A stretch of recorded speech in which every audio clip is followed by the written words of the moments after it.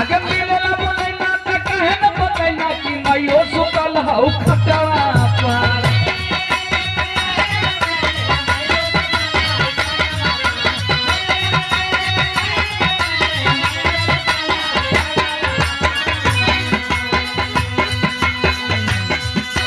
लड़का कहता कि तो के इशारा करे के चाहिए, बता देवे के चाहिए। अगर मिलेला बोलैना त कहे न बतैना कि मइयो सुतल हौ खटवा पर।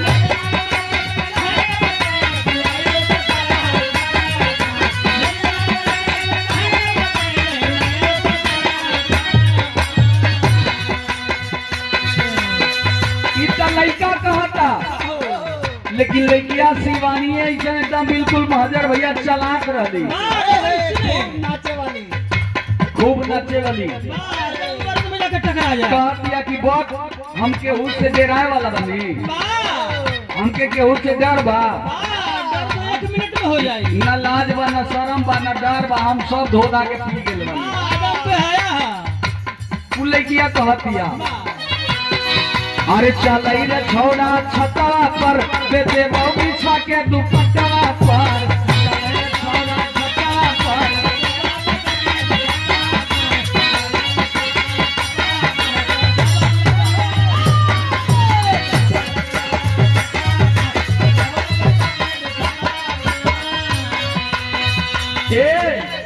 महाजन भैया लड़किया जब इतना बात कहे तो कहे कि ऐसा ना करे के चाहिए, एकरो से बढ़िया हम तो के हम बतावत हैं।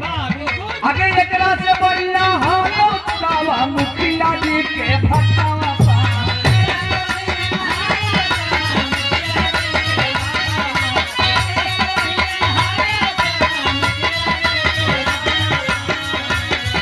अरे एकरा से निमन हालो के छोड़ी मुखिया जी के भट्टावा पर। एकरा से निमन तो मुखिया जी के भटवे रह वहीं चले के चाहिए। तले की कहतिया काहे तू परेशान हुआ, तू आवा ना, मिलावे के काम हमके ना हो।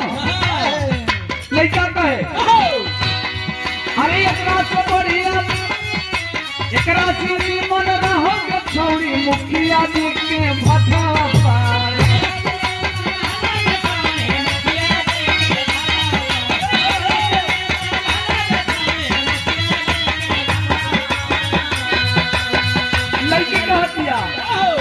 चल रे छोड़ा छतवा पर जैसे बिछा के दुपट्टा पर।